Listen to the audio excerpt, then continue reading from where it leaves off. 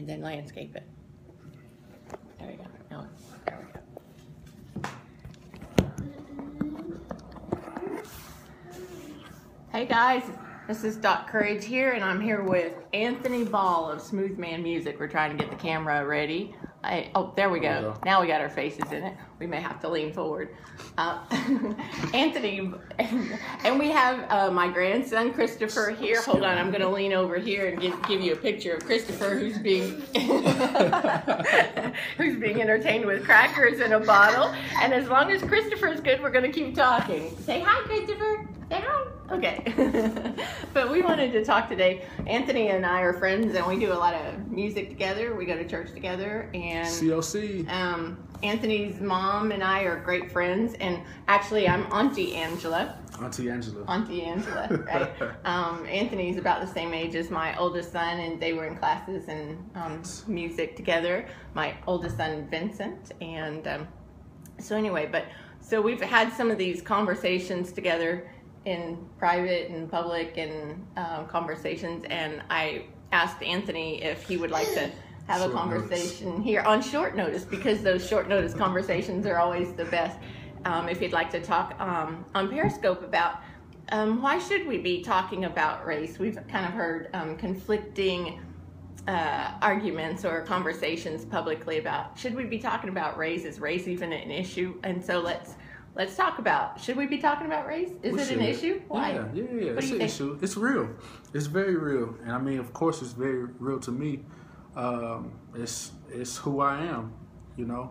It's when you're see, this is what happens when you don't have time to prepare. You have to kind of be a little bit more real. You can't. Yeah, it's kind of you don't have time. Heart. You don't have time to sugarcoat things. Be real. Well, it's kind of like when you're the minority, you're living the majority's culture, or you have to kind of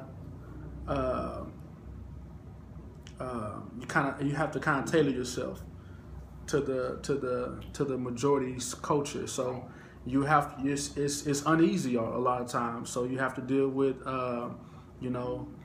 I looked at a statistic a long time ago, and it said black professionals have to spend 30% of their days trying to look less offensive, primarily males. So, and I kind of looked at myself, and I told my wife, I was like, that's me. That's me a lot. So I have to watch how I grow my beard, watch how I cut my hair, make sure my clothes aren't, you know, are okay. You know, it's a real deal. It's everyday life, you know. And I mean, you can't get away from it, you know. So it's probably best to look at it. Why shouldn't we talk about it? And that'll kind of rear out. Why shouldn't we? Because it's scary. It's a scary topic. It's a sensitive topic. There's a lot of ugly elements that may come out of yourself that you haven't seen or paid attention to, you know. So why should you? Because you want to become a better person all the way around, you know, and you want to enjoy life. I love multicultural, you know. I have white friends, I have Hispanic friends, I have Asian friends. I love culture, you know. I love black culture, but everybody's culture has beautiful parts to it. Well, the fact is, there's nothing you can do to look white. Right. And but tell me more about what looks, or what do people perceive as offensive about looking black? What you said earlier, you have to be careful not to look offensive. What does that mean to you?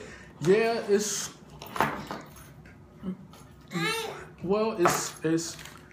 you have the stereotypes. So you have the stereotypes that media kind of portrays it as violent. Black is violent. Black is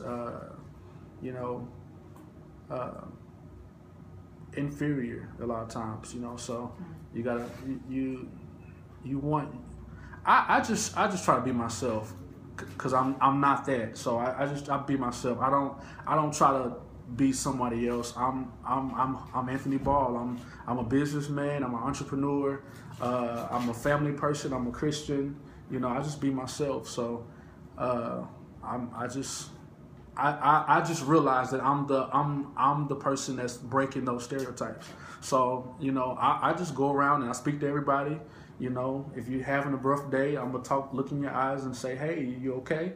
You know, so and sometimes people are very receptive, and you can tell it's just breaking barriers a lot of times. So what would you say to the person, let's say a white person who's really never had an opportunity to have relationships with people of color, or maybe they've lived in a community that's mostly white, and they're uncomfortable and they're not exactly sure how to be appropriate or how to be friendly, but they don't want to be inappropriate? How would you say that they could initiate a conversation or show signs of friendliness? What could they do without, going over the top? I just say just be friendly, just be yourself.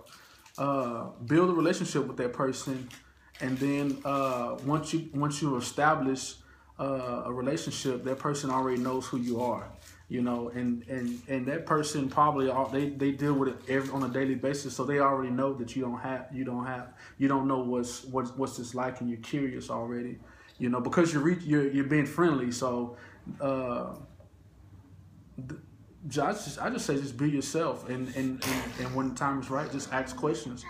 And for me, like, I'm always the person, I'm like, man, just say what you got to say. Like, you know, we're friends, so I know your heart. I know you don't mean to offend me, so just ask whatever you want to ask. But there's a point at which that we're friends barrier is crossed. What do you mean? Well, you wouldn't just ask whatever you want to somebody that you just met in the mall, for instance. Right, but well, I wouldn't.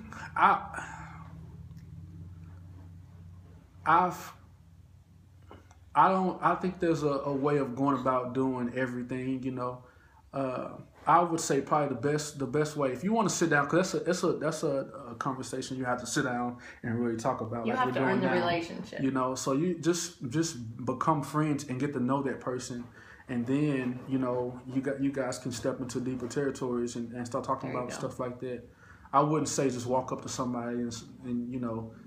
We always laugh like, "Hey, can I touch your hair?" You know, and some people are okay with that. I think it's hilarious, but don't do that. You know, everybody doesn't like that. But just be friends with people. I think people are oversensitized about it, or nobody really has a realistic balance. You know, and it's really just about getting to know a person.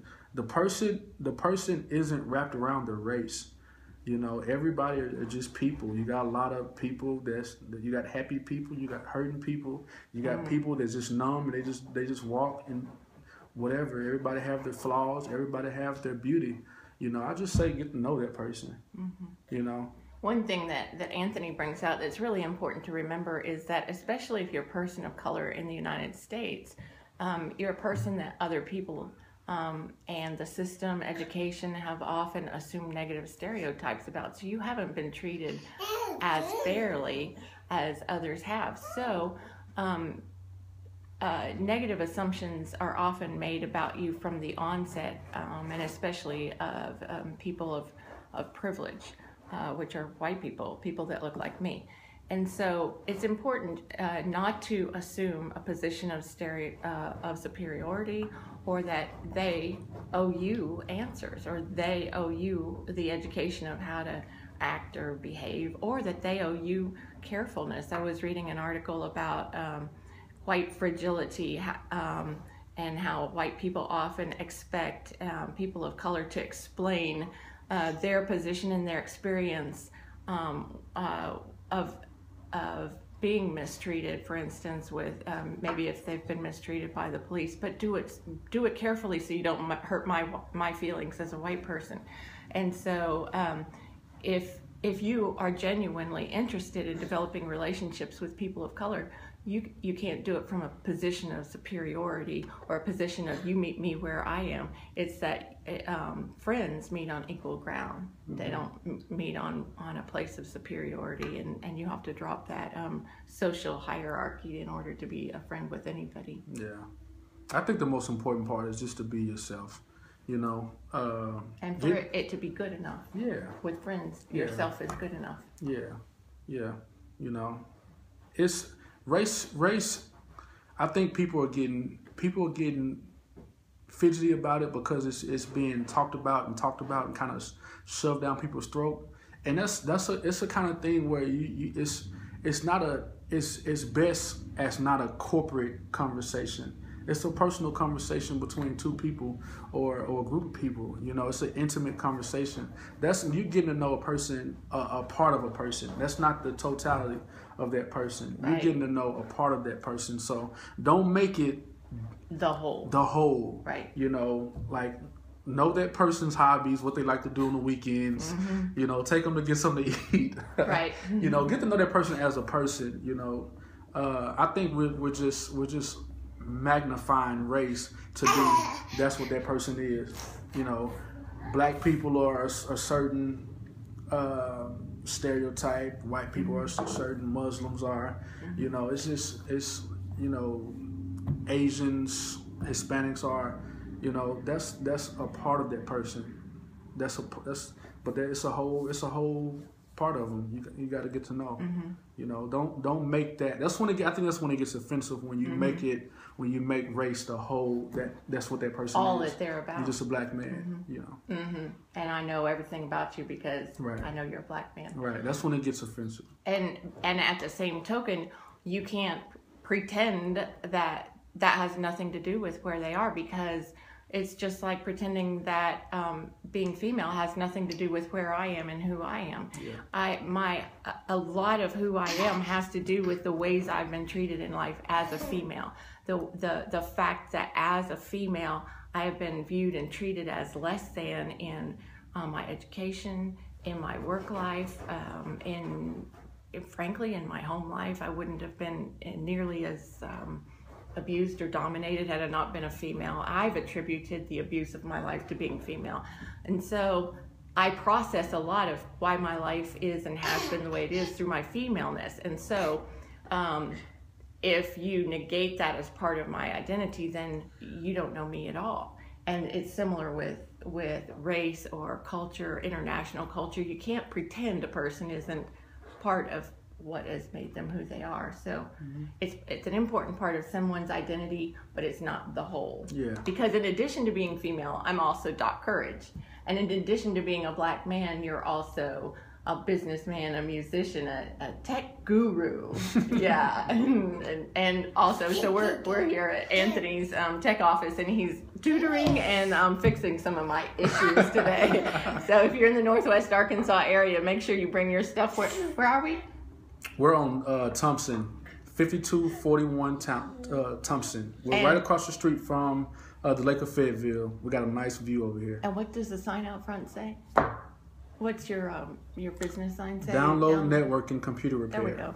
So stop by and see us and bring your techie solutions needs, and even he helped me figure out how to download Periscope on my iPad. I was having issues, so I'm a techie moron, but I'm getting better. There you go. She's periscoping. Thanks for joining us today, and to find Anthony Ball at Smooth Man Music and follow him too, because he does some cool stuff. You'll get to see some concerts with cool people. Kirk Carr not long ago. Kirk Carr. Yeah. Soon it's going to be the Motown Legends. Wow. At the Allen Performing Arts Center. I'm October the 8th. October 8th. Thursday night. Yeah. Musician extraordinaire, and I'm lucky enough I get to sing along with his drum playing sometimes. She is. All right, we'll see you later. Thanks. Bye-bye. Jesus, I always make weird faces.